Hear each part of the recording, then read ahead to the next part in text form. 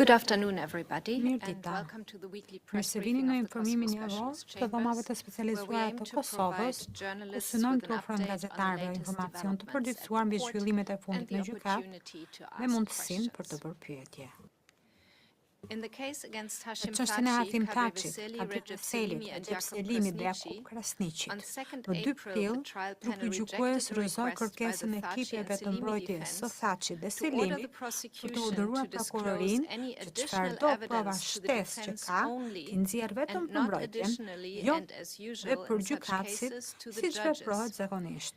The defendants Të argued pandehurit that such argumentuan se disclosure nxjerrja to e the këtyre judges was materialeve no për longer gjykatësit necessary as nuk the ishte case më was nevojshme closed. sepse paraqitja e provave ka In përfunduar. its decision, the panel Në vendim, distinguished grupi between the gjykues bëri submission of dallimin mes material materialeve që proposed propozohen as për evidence pranim at si prova trial në gjykim and the dhe mere thjesht disclosure of nxjerrjes së material. materialeve.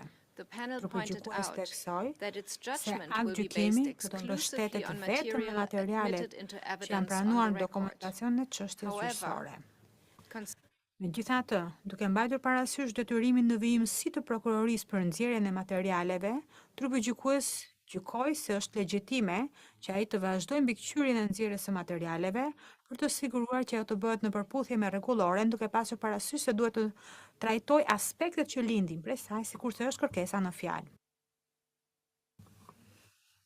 Në gjykimin e Hashim Thaçit, Bashkim Smakajt, Isni Kilajt, Fadil Fazliu dhe Haredin Kuçit për ndikim të pretenduar të dëshmitarët, më 2 prill, gjykatësi i vetëm urdhëroi vazhdimin e paraburgimit të Hashim Thaçit, pasi konstatoi se ende ekziston rreziku që ai mund të pengohet syrin e procesit ose të kryejë vepra të tjera penale.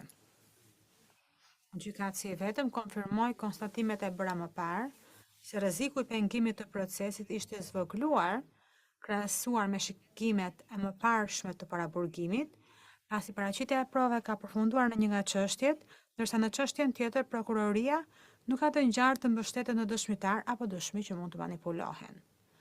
Sidoqoftë, gjykatësi i vetëm vlerësoi se ekzistonte një farë rreziku se persona që mund të thirren si dëshmitar të mbrojtjes në këtë çështje, identiteti i cilëve ende nuk dihet, mund të jenë objekt i ndikimit. Gjithashtu, ai mbajti parasysh rolin drejtues të pretenduar të Hashim Thaçit në përpjekjet për të penguar procesin gjyqësor të tij për krime lufte dhe krime kundër njerëzimit. Ai rikujtoi se këto rreziqe duhen parë dhe në kontekstin e atmosferës mbizotëruese të frikësimit të dëshmitarëve në Kosovë, në veçanti sa u përket hetimeve dhe ndjekjes penaleve të krimeve që u atribuohen ish anëtarëve të UÇK-s.